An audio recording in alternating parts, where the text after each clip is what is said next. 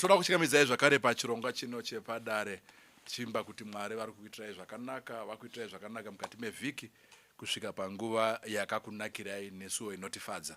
Tisatapinda munyaya iri pamuzuva ranhasi, regai tikumbire Gono veBhigita vatinamatire. Gono tinamatire. Vatinamatei. Baba vedu vekudenga, pachirongwa patakupinda machiri, tokumbira kuti muve pakati pedu. Mutitungamirire dzamara tichipedza muzita raJesu Muponesi. Amen. Amen. Nkosi yam. Ewo samaita. Makadiko. Atiri pano. Nyati. Vari wiru. Amaoresa. Tinotenda. Gono wanhu wapo. Kwazisai wanhu wenyu. Regai tikwazise wanhu waJesus. Ndoda kukwazisai vana vaMwari. Ndinoitwa Ernest Mupunga, ndiri Gono, ndiri coach. Ndinopinda paMandara SDA Church. Nhasi uno ndoda kumbokwazisa vari wiru. Kwagutuko. Maneighbors edu vari wiru tichipa Bhigita apa macousins. Indobva kuBhigita. Ndinoera Gono. Ndiri Mtindi Gochedza vasina pakaminama. Pakaminama tinogadzirisa barwere mafamu musheya chirashwa. Ndo mutupo wedu uyu nekutetemwa kwawo. Nhasi uno ndoda kumbokwazisa hama dzangu. Ndoda kumbokwazisa vanatezvara nana ambuya vakandipa mudzimai vekwamubvundura vanoyera bonga. Ndoda kumbovakwazisa nhasi vari kunyika dzakasiyana siyana, vamwe kuAmerica, vamwe muZimbabwe, vamwe kuChina. Mamwe manjimajapa. Ndivanatezvara ivavo. Ndoda kumbokwazisai vanatezvara, ngatimbombera. Makadini vanabonga. Mwari vakuitirei zvakanaka. Ndapedza.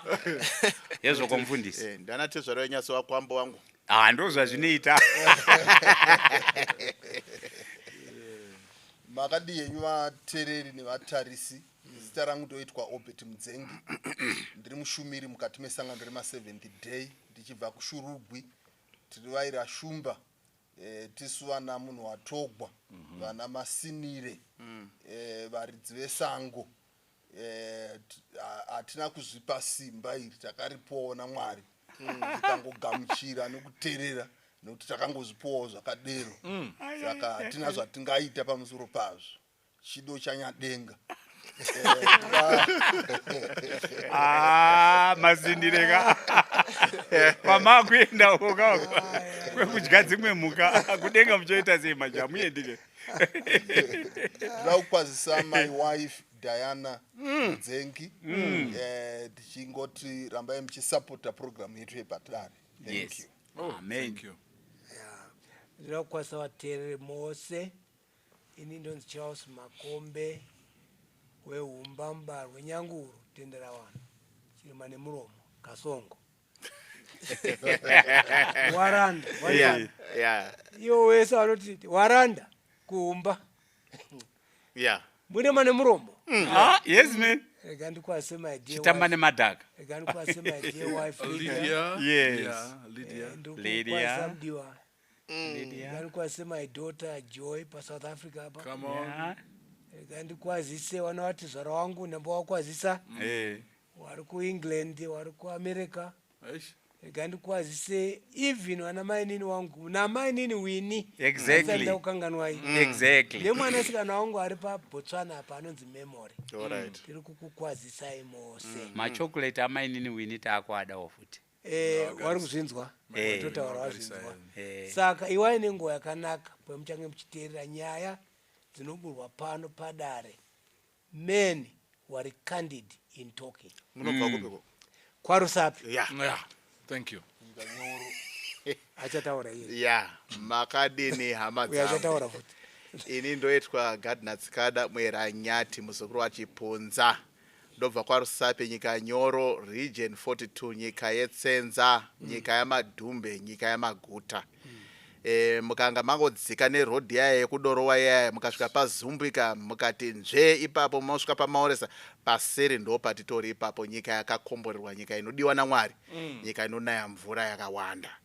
Toda kukwazisa hama dzangu zhinji, but maybe pangomuzwara nhasi toona kuti hatina namukanya nhasi padare redu, toti vana mukanya ana Soko wese tokukwazisai, vana Nzou, vana Tezvara wangu avo tokukwazisai, vana Chihera, vana Mhofu vasipo padare rino tokukwazisai, ana Beta, ana Mheta, ana Simboti, wese ava tokukwazisai, ana Humba, vana mai wangu avo, tokukwazisai, happy listening. Toda kukwazisai vateereri mose kumativi mana enyika. Tinotenda Ishe nekuwana nguva yakaita saiyoyi patinokurukura nyaya dzeupenyu dzinotisimudzira pakutenda. Ndonzi Pastor Tapiwa Zinyemba mu Seventh Day Adventist Youth Director ku North Zimbabwe Conference.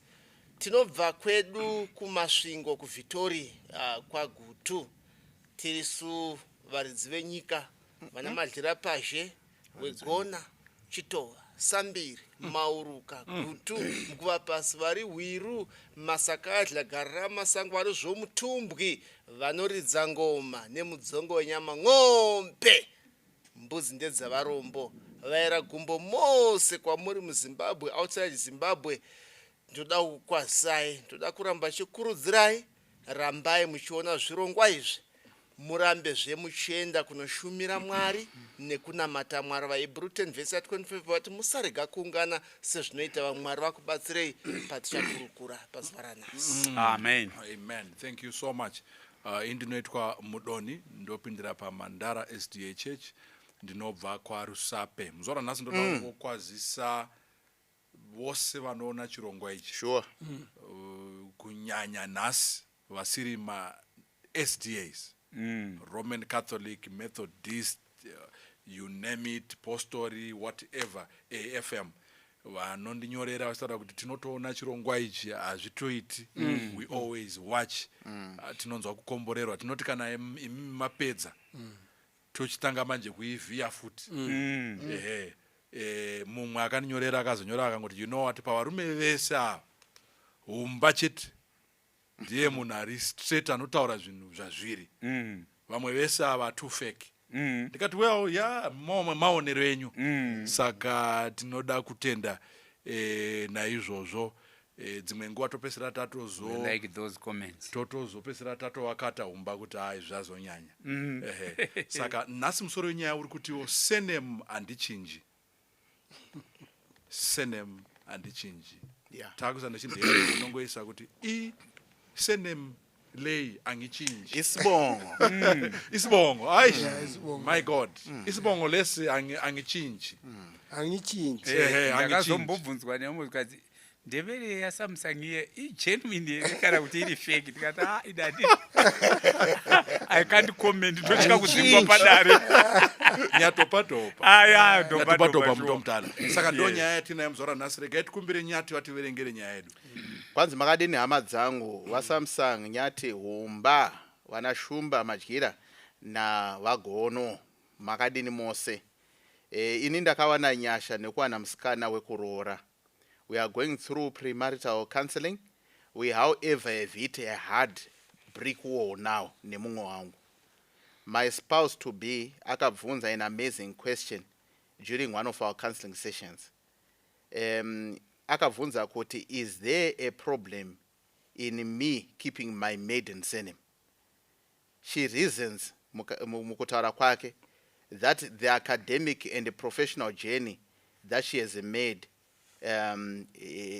she has created a name to become a brand, and now is an asset, and that she feels she cannot change it now. We are both well educated and have grown in our academic circles, but I am perplexed at this issue.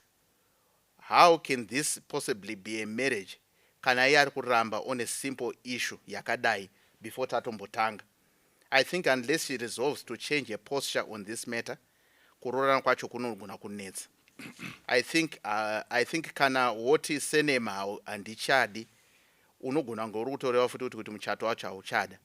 Naro idzi handichadzinzwisisi. Wow. Thank you so much. I know sataverenga Bible toda kuti tingotenda. Abigail Mbono Mudzengi from Australia. Oh yeah. zvatakapfeka izvi taitirwa nevekwamudzengi Abigail. Iye zvino izvi takatopfeka yakanzi Padare Candid Men Talk. Dare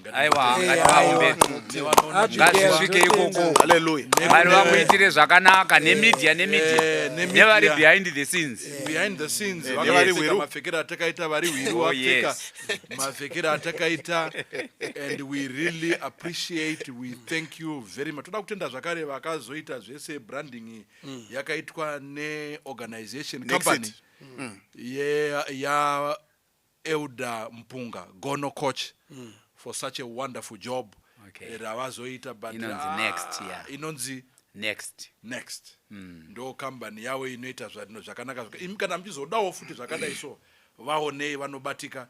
They are doing such a wonderful job. But Abigail Mbono Mdzengi. Mwari vakuitire nyasha. Munhu watogwa. You are too good. Munhu watogwa. You are far too kind. Ini ndinayo. Vari dzivesa. Yes. Gono wasati wangopfeka chete asi Umba. Umba wapa varanda. Umba vafano pavaranda. Vati ini ndiri munhu mukuru handipfeki. Asi yavo iripo. Thank you so much. May God bless you. Mwari waramba achikuitirai zvidhafu tichakutsvagai zvakare muna December taakuda zvimwe. Mwari wakuitirai zvakanaka. Hallelujah. Regai tiverenge vhesi panyaya yemuzora nhasi.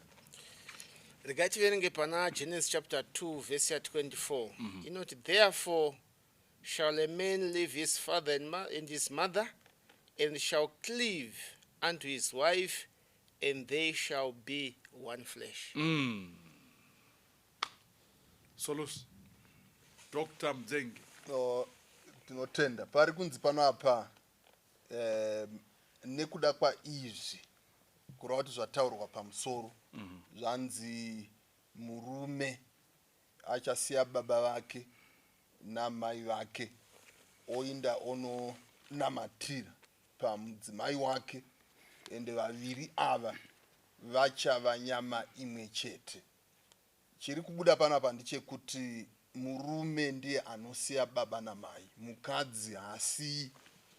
Mukadzi ano exchange vana baba kureva kuti pano kana vanhu vakachatira muchechi paya panouya mukadzi anouya nababa vake, murume anenge apinda ega omira kudzamara baba vauya nemwana wavo kuzomupa. Saka tichitoona baba vachifamba, murume ari kuda kuzorora mwana akamira. Tiri kutarira a father coming and a father in waiting. Kureva kuti musikana kana kuti musikana uyu ari kuwanikwa ari kuchinja vana baba, ochisiya zvekwavo, ochinotanga upenyu hutsva nababa vatsva nemurume mutsva muupenyu hutsva. Yes. Thank you so much, Dr. Mzee, Dr. Zinyemba. Ndimamazi kungotsigira zvataurwa nawatogwa kureva kuti musikana uyu mukomana vakuva baba naamai vaakutobva kudzimba dzevabereki vavo, vaakutanga musha wavo vari vaviri. So nemamwe mazwi zvoreva kuti izvo atitarisire kuti kana varoorana vochigara pana vatezvara vochigara kwana ambuya. Maakuita zvinhu zvenyu muri vaviri. Ndo kutsigira kwandinoita Dr. Mdzengi. Thank you so much. Saka vanhu ava vanyama imwe ndizvo. Mukadzi ndiye abva. Aiwa hanzi vese vari kubva. Vese aisa pachina kuti therefore a man, haina kuti therefore a man and a woman shall live. It's a man that lives. Okay. But kusiya uku ndo maybe definition. Okay. Is it physical yekubva mumba kumfa kwose moenda kumarondera kana kuti kusiya uku kuri munogona kugara yenyu mumfa kwose but masiya emotionally, you know, and other ways pane here kuti tingonzwisisa because mufundisi vataura kuti mese hamfanira kugara mumba yana baba yana mai and yet vakomana kazhinji kacho sometimes unotonzi rugotwe ndiye akutogara muimba yana baba uyu nekuti pamwana baba vanenge vasipo. Kana pachibatanidzwa vanhu vaviri mumuchato, murume nemukadzi, we are not uniting two families, but we are creating a new family. Understood. Yes. Saka the best is ivo vonotangira pavo voga, very separated from their parents. That is the best. Okay. Thank you. So And kusiya normally physical. kutsigira point yawatogwa zvinonetsa kuti mabhuru maviri agare mudanga rimwe chete, Okay. vana mai vaviri vagare mumba umwe chete, because mai vangu inini vane zvavanoda kuti zvibikwe zviitwe, masofa atarire kumurooro wavo ane mabikiro anoda kuita, achibikira murume anoda kuti masofa atari, so zvinowanzonetsa.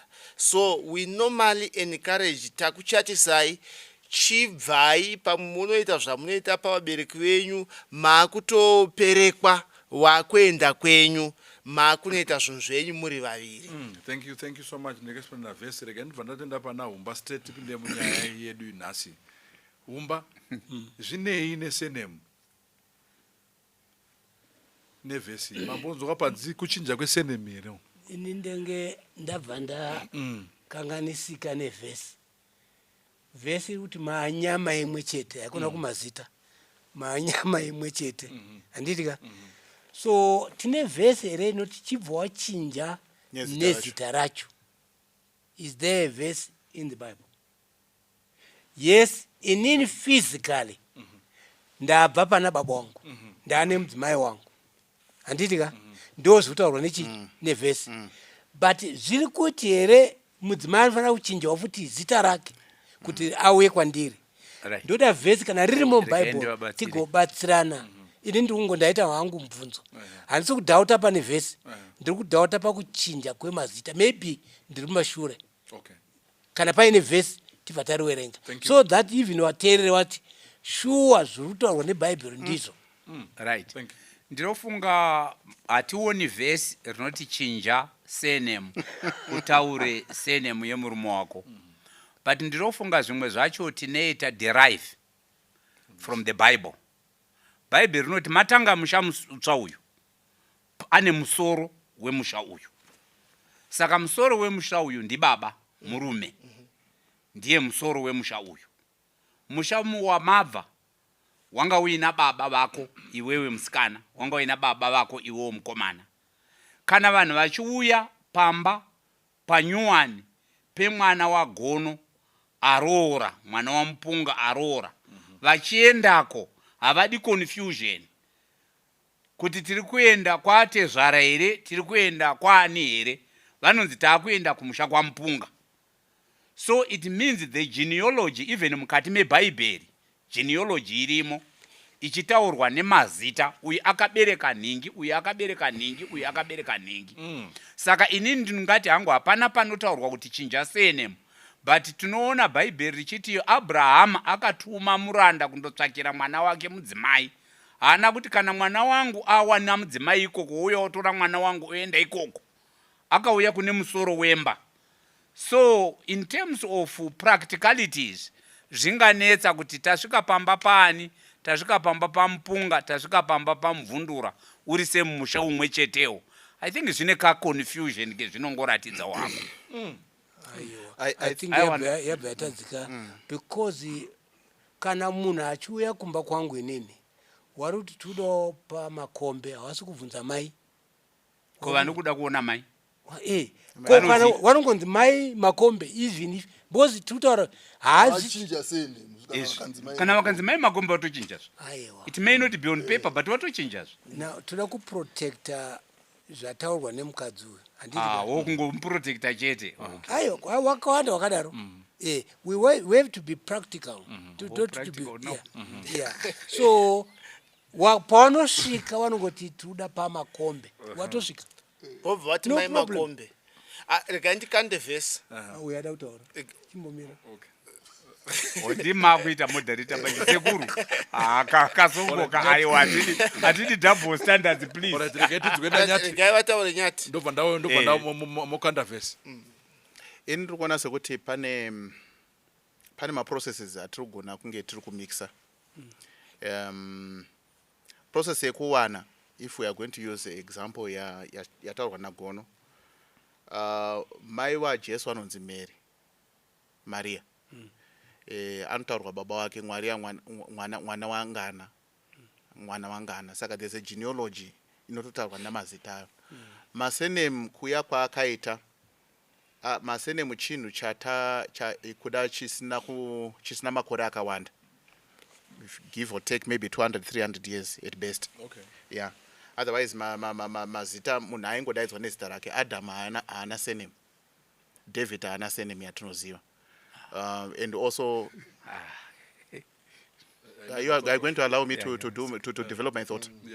Yeah. Saka I'm just saying kuti generally masenemu zvinhu zvakaitwa recently for registration purposes, national registration purposes, for civil registration. The marriage ban chaiyo, the marriage ban, I think pastor vanogona kundibatsira. Riri kunyorwa zita dambudzo covers. Ari kuroorwa naGardner Tsikada. Riri kutochengeta the integrity yekwabva munhu ari kuroora. Kana tapedza kutobatanzwa that thing chitori chakadaro chakatokwana and it's a legal document yakakwana yakadaro. Okay. What is happening nediscussion iyi, mukadzi haasi kuramba kunzi Mrs. Makoni, Mrs. Chipunza, haasi kuramba izvezvo. But zvaari kutaura ari kuti iwewe kana ndakuenda to then change the legal documentation, kuti legally now I cease to be called Mary Covers, ndakunzi Mary Chipunza, Mary Tsikada. Then what it means is kuti what I've done in the past, because my name is now not just a simple name. It's carrying a brand. It's carrying a weight. It's an asset. You're asking me to bury all that. Saka can we not then find a solution around it? Kurorwa and skuramba.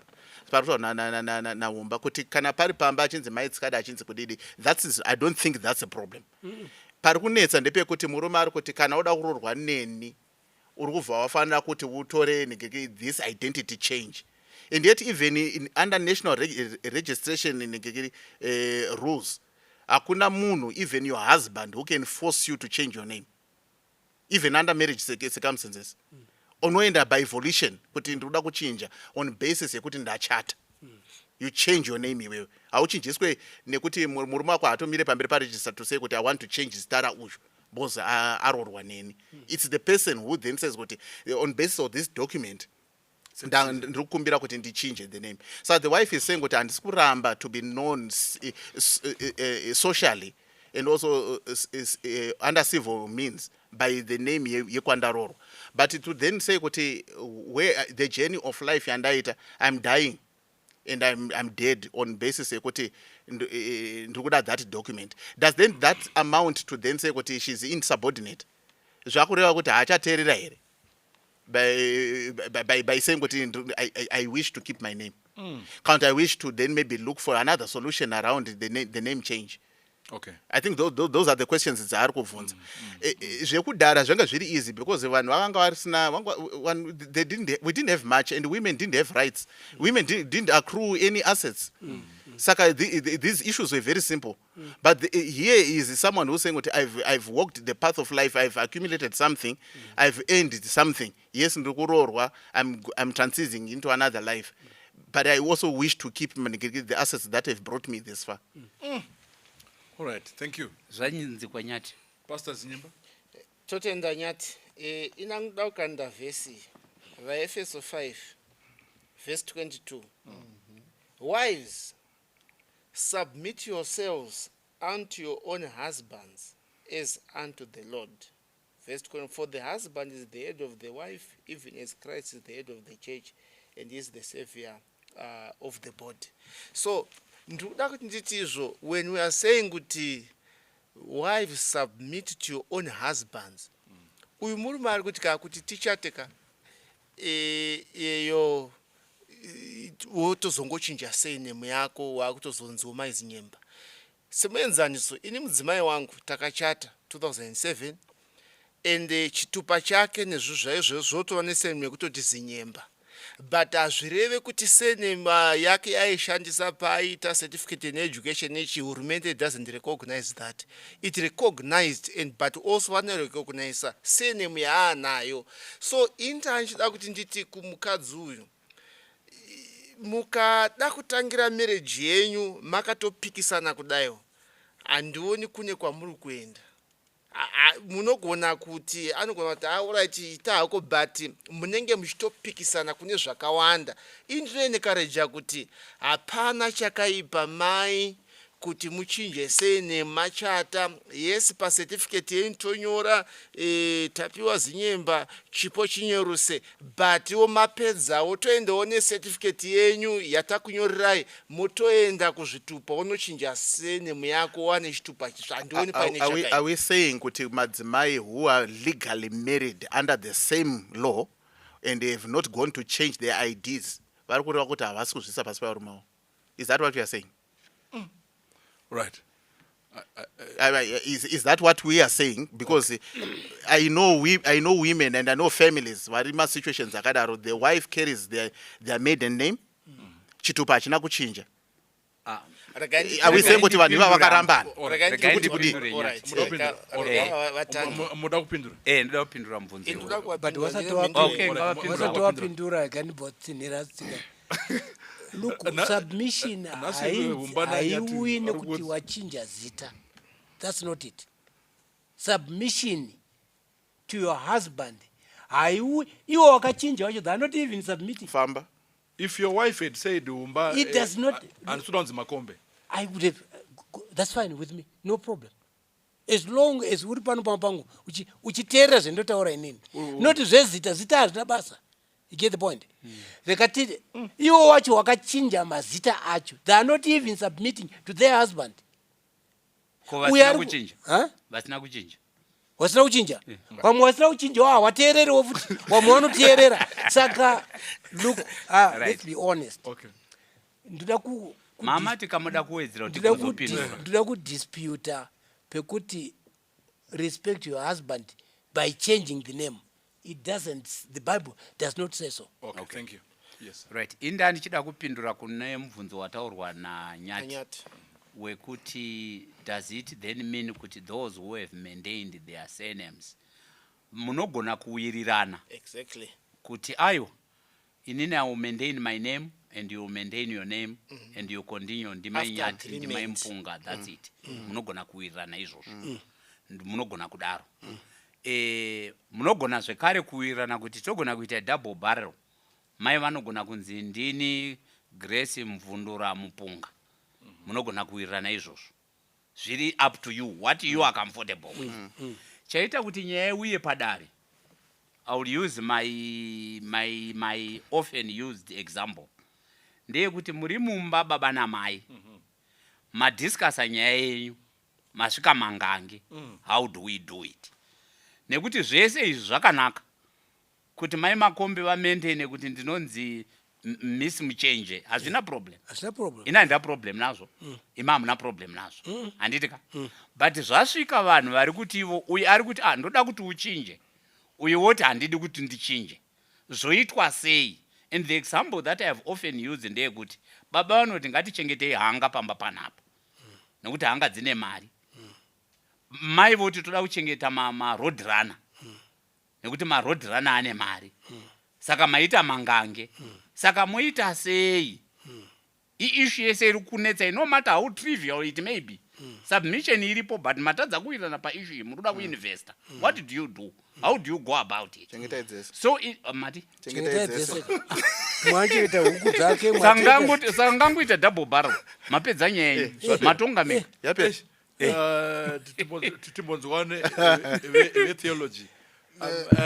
Akusi kudherera here kwekuti munhu ari kuuya kwamudoni, urufana kuuya kwamudoni, then woti ndoda kuramba ndiine surname yangu, makubvira kumakare kare uku culture yedu iyai uyu ari kuuya unofanira kutonzi mudoni ndo zvazviri.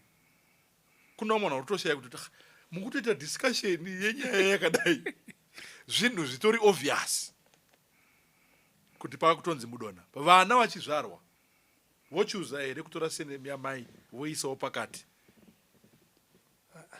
kana kutongonzi mudona tokumzenge.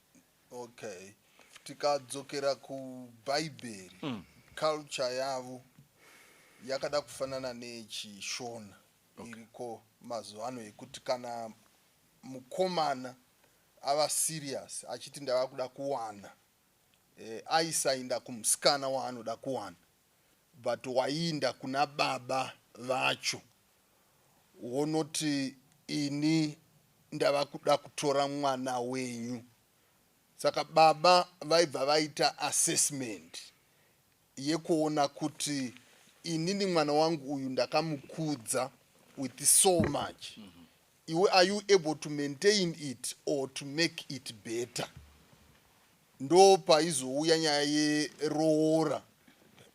Inyaya yekuda kuti baba vaprove vaone kuti sure here munhu uyu anoda kutora my place as a new father anokwanisa here kunochengeta mwana wangu. Kana vana baba vakatenderana vari vaviri, then the marriage can actually then go ahead. Because muchato wao kuti iwe musikana wavana baba vatsva pazvinobvira muchihebheru ndipekuti kana mukati baba kana kuti abba kuchihebheru zvinoreva kuti source and sustainer. Saka muchaona kuti mukadzi akabva pamurume nekuti Mwari vakati vasika Adam havana kudzokera kuground, vakaenda pana Adam kubva vanobvisa rumbabvu vakasika Eva. Kureva kuti baba kana kuti source yaEva kana kuti mukadzi murume. Saka chese chaunososa unofanira kugona kuchisustaina. Saka muculture iyoyo paitonzi manje pava kuexchange vana baba. Now there is the new father uyu. Ndo panozobva tsika yekuzoti since iwe watorwa nababa vatsva ava wava kuchichinja senemu wochisiya yekwenyu woinda yekuna baba vatsva. Nokuti baba vekare vakatenderana nababa vatsva kuti let this transaction go ahead. Sorry, ndikuya pamuri nyati mamchida kubhoita reply. Mamchida reply nyati pawatanga kutaura ndikazokukatai. Ndokandazouya pana nyati. I think gono vanga vaitsanangura. But kandingowedzera ndichiti izvo. Vaiva vasina kuchinja masenemu avo kuenda kwavakaroorwa. Kana vawirirana nemurume uyu andioni hakusi kudherera. Asi kuti izvo kana ndichisapoindi yaDr. Mudzengi kuti handi pamuchato paya takamira tiri kumberi kweyako yakunonzi bride akuuya anogona kuuya nababa vakamubereka kauti natsana hanzvadzi yake akamira sababa. Vakuti hatakubvisa ubaba takunokupa iwewe. Saka ndiwo baba vacho. So nemamwe manzwi kana usingadi kuchinja the surname uri kuti ini handisi kugutsikana nababa ipfungwa dzangu handisi kugutsikana nababa ndoda kuramba ndiri kwa baba vakandibereka. Saka unenge uchiita sekuti izvo murume uyu ini handisi kugutsikana naye. Number 2 handifungi kuti anokwanisa kusustaina upenyu sezvandanga ndichiitwa nababa ipfungwa dzangu. Handifungi kuti vanhu vakadzidza vane ma-PhD. So uri kutaura zvakatosiyana neavo vane ma-PhD. Umwe nomwe anogona kuzvisustain. Let's be honest on that one. Nyaya yatiri kutaura ndeyekuchinja kwezita, not yekusapota. No. Teusapoti iripo, umwe nomwe anogona kuzvimirira. You know what I mean? Na iye nhasi uno kune madzimai akachinja. Wari kuzvimiririra varume vacho vasina wakachinjirwa wacho waripo. Saka it's not a question yekuti kuda kusapoto kana kusateerera handiyo nyaya iri panapa. This woman ari kuti I have invested in my name. I think that's where the issue is. It's not just a simple name. No, it's no longer a simple name that we are talking about. Ngatiti already Dr. Mabena seneme yemukadzi wangu. I Professor. think uyambotaura ndira kudzoka kuna Gono. Gono ati kana mabvumirana. You remember what he says? It's not something chekuti you must impose nekuti ndakurova. But murume ari kuramba Gono. Ari kuzoni not You know what not under this roof anditi. Don't worry. Munomu ndoda kuti Chitera unofanira kunge uri mudoni. Correct. Chinzwa unzwe takamboitaura yemunhu yemusikana uya ari kuramba ari kumasabata. Murume achiti ndo petasvika panapa. The same.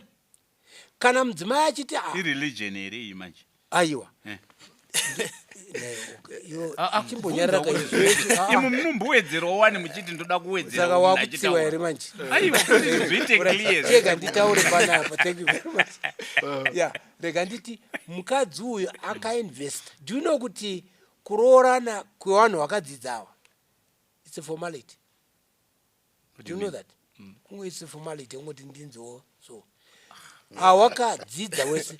Saka mudzimai chinofanira kunzwisana nemurume uyu ndechekuti mudzimai wakati I've invested in the name.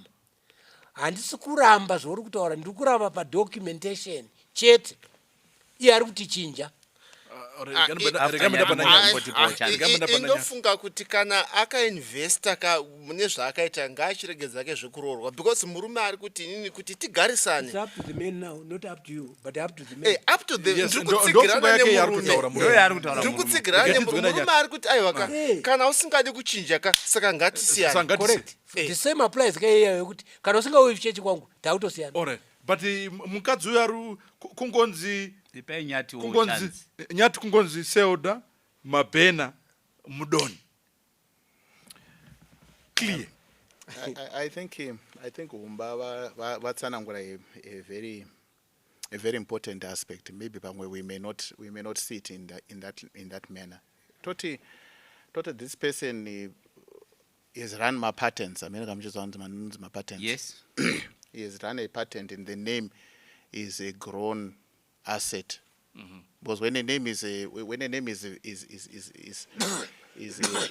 linked to a breakthrough, medical breakthrough, a huge breakthrough in life, it's an asset. It's a big name, and it got Dr. Mabena, as you put it. Yes. Professor Mabena, and there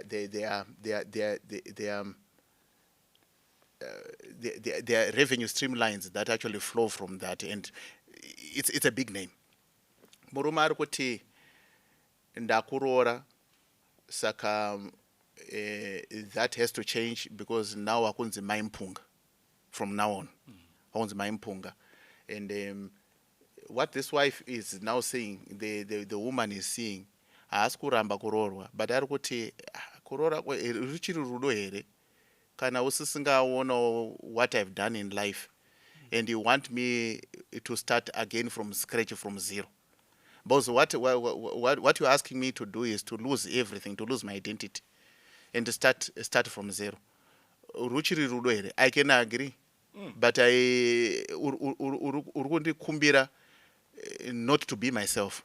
Zvafana nemunhu anorora someone who has made it through life of what handidi kuti ushande, and amukadzi anoshanda, and amukadzi anodzidzisa, and amukadzi anoenda kuchikoro, unogara pamba, ndoda kuti uchengete mhuri. Yes, you are correct, as sababa pamwe ndo theory yawinayo, ndo philosophy yawinayo.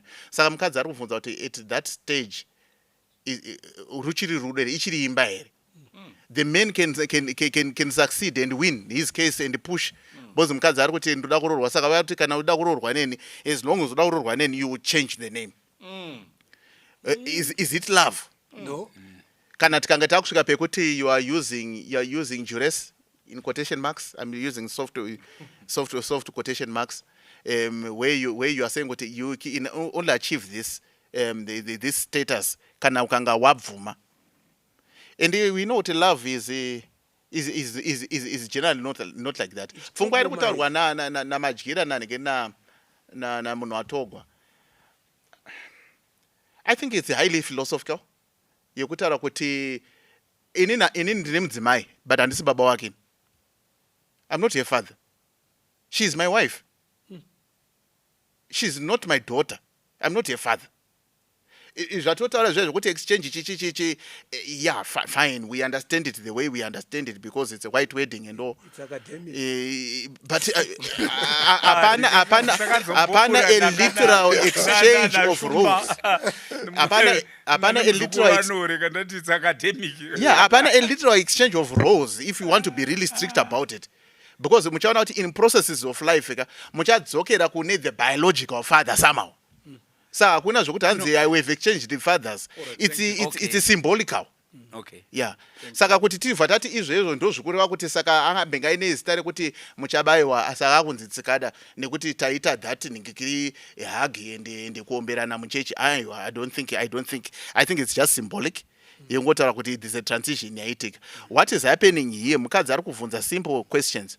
Dzekuti can a woman own an asset? And can she carry that asset into marriage? County marriage means what you are forgetting all your past because you are a woman. Right. You are forgetting all your past. All right. Thank you. Ndanzwa zvataurwa na Nyati. maererano nepatterning ne-asset yawacreator. Let's not mix up issues. Kana ndine patent ndiri munhu wemudzimai ngatimboshandisa mabhena yatafamba nayo. She has invented something under Miss X Mabena. Anditika. That thing is not going to be taken away from you because you have now become a Mabena Mudoni. That won't change. We change passports, we change documents, but the identity, it's not taken away from the individual per se. Saka, when we are looking at this issue, let's look at it in the context. Yeah, number one, practice. In that, if the two can... Practice? Who's practice? Practice nyati ndiri kutaura ndeyekuti manga tinotaura kazhinji tichiti tsika dzedu. What do we do as vanhu vekwaTsikada? Handiti? Kana vanhu vekwaTsikada vasingamaindi kuti muchabayiwa anoramba hake aine senemu yake and so forth. That's okay. But kwaTsikada kuna zvitupa ndezvenyika ndezvehurumende. Zvitupa ndezvenyika ndezvehurumende. Saka ini ndiri kuti inini kana iriyo the practice in the home yandakuzoya kuintroduce inini because ndauya ndakadzidza. Then it becomes, when you then said atine ine kuti muno depend on each other, each one ane mari dzake anogona kuzvichengeta, there is no marriage to talk about. We are now beginning, we are just saying everything is a formality, it's just casual and it doesn't mean anything, so there is no commitment. Toda kuonawo manzwiro atiri kuita, the way it's sounding, tichitaurawo kuvateereri umba, because kana tiri kuti isusu regai ndingotaurawo, saka mukambondipa chance ndinoita kuti mutaurawo makasununguka. Aiwa, handina kuita up to eternity. Impama muchitaura mataura mukapedza. Right, ini ndiri kuti inini issue there has to be dialogue over this issue. It's not one size fits all.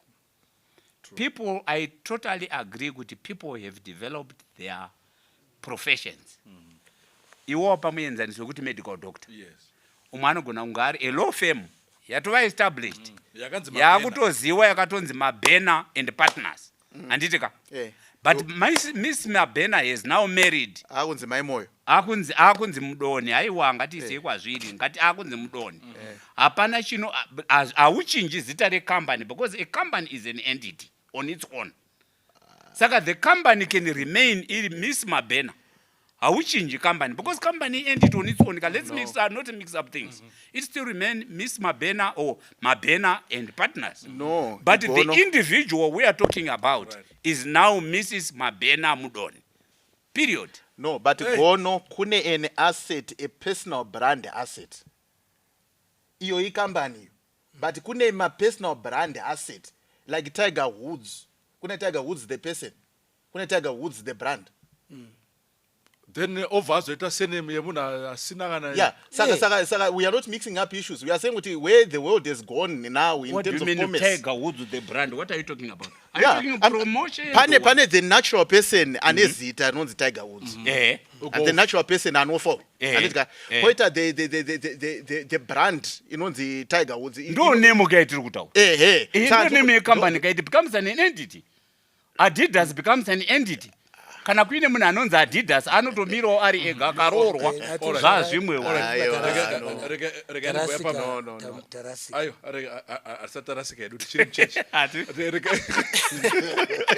regai ndikuya pamuri humba pfungwa iyoyo ichengete because pfungwa yenyu iri kuda kuya pana gono ndizvo okay inini okay muda nditaura ichitaurai nyaya yetiri kutaura panapa inyaya yezita surname yeah.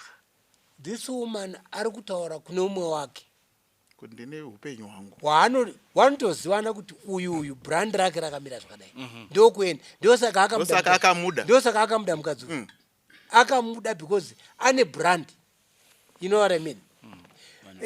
Chandiri kuramba ndechekuti kana atiye handisi kuchinja zita iobva ati handichakuroora agara asingadi kumuroora to start with. Famba.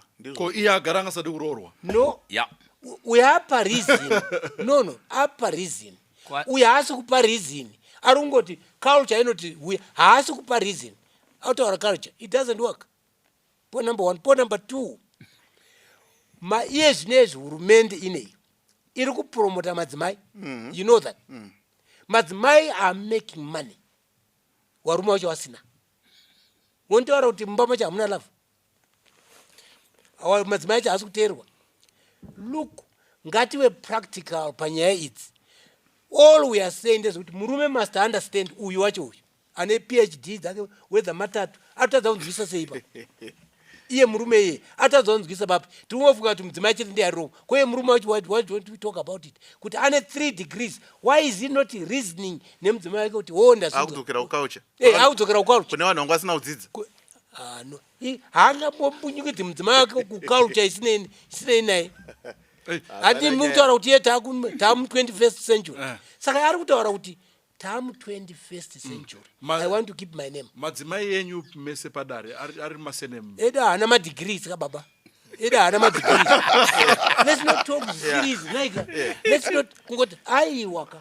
Hana mazita. Mira, wamwe wacho anotoda kutochinja mazita awo. Because hana chainacho. Uyane zvainazvo kwa. Aiwaka. Ingatirege kudaro. Ine ndiri kuti hold on. Ndiri kuti murume uyu kwa ngaanzwisise mudzimai wani shamwari yake. Okay.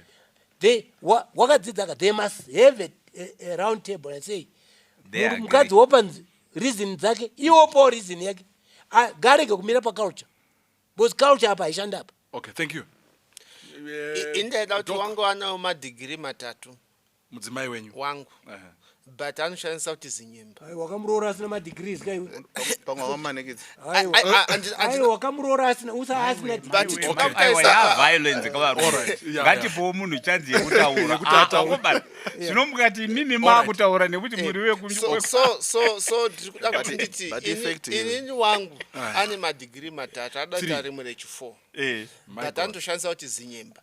But yekutanga certificate yake ine surname yekwavo. But she changed kuya kwa zinyemba for identity. Choice. Because anfana kunzi Mrs. Zinyemba. Nani? Nesutese because kana kunzi because apa aimbonzi Miss Chipo chinyerusa ndizika but now kana daya kuda kunzi ndoda kushandisa yekuti chinyerusa akunzi Mrs. Chinyeruse saka zvinoti hasiri ku identity yekwedi yekwa zinyemba. Saka because kana akunzi Mrs. Tsikada hasiri Mrs. yekwa akabva kuya takutoma identify semunhu wekwa Tsikada. Aiwa atisikuramba izvo. Mupe advice. Ari kuda kuroora. Inda ndida kuti osiyana naye oita sei zvikaramba zvakadai what is the way forward? Ini ndine mapoints maese ambotaurwa naGono. Right. Ngavaite double. Mrs. Zinyemba surname iyo. But kana achinga aramba munin'ina kana achinge aramba zvinogona kuzokunetsai kumberi uko. Siyanai nazvo. Thank you. Inini zvangu zviri simple. Ukanzwa vanhu vachitaura kuti ngaachinja, anofanira kuchinja, wozoti anogona kuita double, kureva kuti vari kuzvicontradicta. Kana angafanira kuchinja, anofanira kuramba achingonzi ngaachinje, kureva kuti aiwa anogona kuita double, kana azoramba ngaasiyane nazvo. Mira pane nyaya yako iri one. In my view is kuti I think society nekufamba kwataita yaiti kana munhu akanga aroora kana mudzimai akanga aroorwa anochinja identity, that is given. Ndozvaitaurika izvezvo. Ruzhinji rwacho the identity change yanga isina zvati kuti mainingi chitupa achinoti mai, achinoti Mrs, chinonyora first name ne surname. And the reasons why zviita yaitorwa from verse ataverenga. Women were entitled to start a new life under the identity yemurume. My assets were registered under identity yemurume, and whatever development was done under the guy's leadership yemurume. But it looks like things have changed. Vanhu mazuva takurora munhu anenge aine zvinhu zvake, anenge aine upenyu hwake, and etc. We are flexing to create a lot of instruments that protect yesterlife, to also create happiness and also remove confusion. Hapana ari kuramba pfungwa yekuti kana akanga aroorwa kuti maitsikada zvawakaroorwa achibva kwakavhaza vanonzi maitsikada. But zvokuti vanonzi maitsikada pachitupa here kana kuti not, it's another story. Kune vakaroora nevakachata at our time, nguva yangu inini 1998 and even before, whose wives retained mazita avo. The reasons can be many and varied. It can be like this lady is citing kuti I have a yesterlife and an asset. Kunogona ngekuti itori a strategy around acquisition of assets and movement of life, and even tax issues. Kuti kana muchitenga zvinhu zvenyu, how do you register your properties and etc. There are many reasons why women can actually keep their names even in marriage. But to then say kuti that phenomenon translates to then imply kuti mukadzi haateri murume wake, I think that's extreme. And I think that's extreme. Maybe what is important is kuti it is clear kuti there's a friction point between the two, and that we are agreeing and acknowledging. Murume ane a position yainayo which is culturally informed and also patriarchally informed, and also the Bible to some extent may imply a support of that, but the Bible is also patriarchal. Yes, but Mukadzi has taken a position which is modernistic where we are at the moment, and this man has chosen a woman who has made a journey in life, and for us to then say on basis of that simple transaction, put your foot down as a man, I don't think we are helping him. Right. What he needs to do is to find middle ground. Mukadzi anofanira kuchinja kana akanga ari kuona zvichita kuti achinja. Kana zvikanga zvaramba, kana vachiwirana kuita double barreled is okay. Kana asingadiwo kuchinja wawirana futi, it's still okay. Right. But to then say kuti izvozvo zvinoda yatova barometer yekuti asina kuchinja, vanodanana kana kuti vanochinja havadanane, I think kuti kurasika. Quickly. Ekantaure kune mwanasikana uyu wakainvesta your name zvinozikanwa nemurume wako, stand firm on that.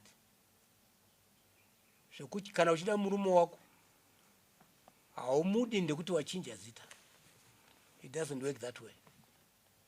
Wachinja kana usina kuchinja, you still love him. Tell him kuti shamwari, I love you, I have everything for you. But as for my name, rendakaita invest, let's agree to disagree. Kana ati haachada, accept, because that's what you want. Usambunyikidzwe. Tiri mu 21st century. Yataurwa nazinyemba. Ndo zvori kutaura izvo ndeze 21st century. Ndo zvaakasarudza. Ndo yo sarudza izvozvo. Kuti no, ndakainvesta zita rangu mune zvandiri kuita. I still love you even if zvakadaro. Thank you Umba. Doc, chabvarwa na coach. Yeah. ini chandiri kunzwisa apa ndechekuti I think we all understand kuti pane muvengi anonzi Satan ari kuda kupidigura order yakaisiwa naMwari. Mwari vakasika murume ari yefoundation yehuman society, and mukadzi akatosikwa achibva pamurume. And vhesi yataverenga pokutanga yati murume achasiya baba namai unonamatirana nemukadzi wake vova nyama imwe chete. They become one. Saka uyu akauya nesenemu yake, uyu ane senemu yake, that oneness is affected. Zvangova nezviriko mu 21st century zvokuti no, I am marrying you but outside the community of property. It's acceptable. Yes, in the society, but biblically vanhu vanofanira kuita chinhu hwana. Ungati ini ndiri kuuya but zvangu ndezvangu, iwe zvako ndezvako. Zviriko ngasiye mota dzake nedzimba dzake ikoko zvinogamuchirwa. Aiwa, ngadziuye uyu oya nedzake but dzochita dzedu, because we are now one. We are now one. Saka kune mhepo dziri not just yemasenemu. There is an attack on the family. Murume akasikwa naMwari as a giver, mukadzi akasikwa naMwari as a receiver.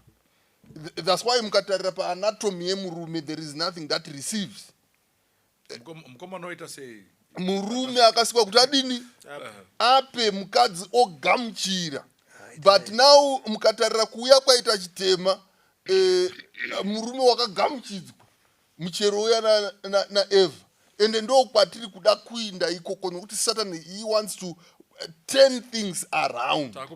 Saka kana murume ukatanga kugamuchidzwa patwa neproblem, ende hakuna murume chaichaye anofara kunge kuti iye ogara kumba onge achigamuchira. Yes, zvinowanikwa nemasituations arimo nokuda kuti tiri munyika yechitema, but no man is happy kuti achengetwe. Murume wese anoda kuti adini achengete. Nguva yedu yapera, Saka mukadzi aramba ari kuramba senemu, murume uyu oita odini. Ngavataurirane vainde varambe vachibetserwa mumacounseling avari kuita kuti voita sei, nekuti mhepo idzi dziripo dzakasimba, but pari kutsvaka varume vanomira. Thank you. Gono? Yeah, this one is not yes. Ndoda kutenda hama dzangu nekukurukura kwataita patatanga nyaya iyi. I thought it was going to be very simple and very straightforward. But ndazoona kuti ine zvinhu zvizhinji zvine zviri complicated about it. Saka in my conclusion I would say kuti zvataurwa nevadare, ultimately the decision is between the two. Sure. And hatidi kuti tikurudzire kuti rambanai kana kuti iwe ramba nekuti hausi kuda kuroorwa. These challenges will start today when before you get married, they will continue to happen even in marriage. And as time progresses. So in terms of nyaya yesenemu iyi, first of all I would say discuss it. I would also say mukaona nyika yako accepta kuti kune madouble kana kuti mabarrel senems, inenge yeona kuti tamu 21st century, vanhu vatoinvesta mumazita avo. Murume ainvesta mune yake, mukadzi ainvesta mune yake. Tadi kuita bring these two people together. Yes, Pastor, you are very right kuti the marriage institution is being attacked left, right and center. And zvimwe zvacho zvema rights zvakuti confuse. We follow it, it doesn't get us anywhere. So ndiri kuti panyaya yemasenemu aya iri kunzi handisi kuchinja senemu nemudzimai. Taurana nemurume wako the justification why you want to maintain your surname. If it's possible, after all, kune the proponents vari kuti rega hako kuchinja.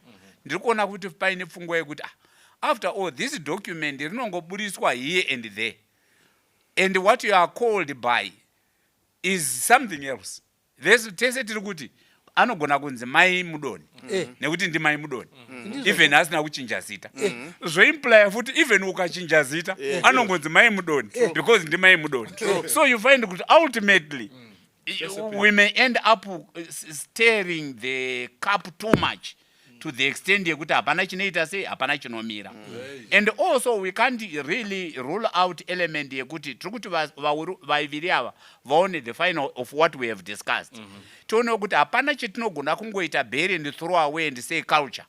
I was actually very surprised naNyati today kuti he has argued against his normal ningi because Nyati is one of those anotaura kuti kana iri nyaya inoitwa kwaNyati muzukuru wekwa Chipunza ndo zvatinoita mumusha medu haungouyi uchintrodusa zvako. But in this particular case I suppose we are all like that. It's situational. But maybe in this particular situation you can maintain. But in all the others let's stick to tradition. Thank you. Saka, thank you very much for the issue that you have brought forth. I hope it will be resolved amicably. And if you love each other, you build up a home that will be home. Happy. Find a solution. Thank you so much. Gono munogasa pakaminama. Yeah, tinotwasanudza. Matwasanudza nyaya. English will be still called by the name of the husband. Hallelujah. And I think in South Africa they are now talking about kuti munochuza mega kuti munoda kutora zita romukadzi iri kana kuti romurume. It's up to izvo yazova 2022 seconds. Vakuenda kumberi 2035 antu anenge aine mari ndiani seni minoshanda ine zita. Yes. Zamaita umbo vari hozvi. Vari hozvi. Tinotenda umba tinamatire. Ngatinamate baba wedu makanaka makatendeka muri kumusoro kudenga. Tune pamberi pechigaro chemutsa wenyu chinokosha chinoera chitsvene. Ndo pachitubu cheupenyu hwese hunorarama pasi pezuva. Ndo panosvika iyo iminamato yatiri kunamata kwamuri. Ndoda kuisawo wairi mukati memaoko menyu. Dambudziko rawo munoriziva. Pindirai wapei solution. Isu tataura zvetataura. They have got the right to choose. Zvawangada kuti zvingavabatsira naJesu wakatifira pamuchinjikwa. Amen. Amen. God bless.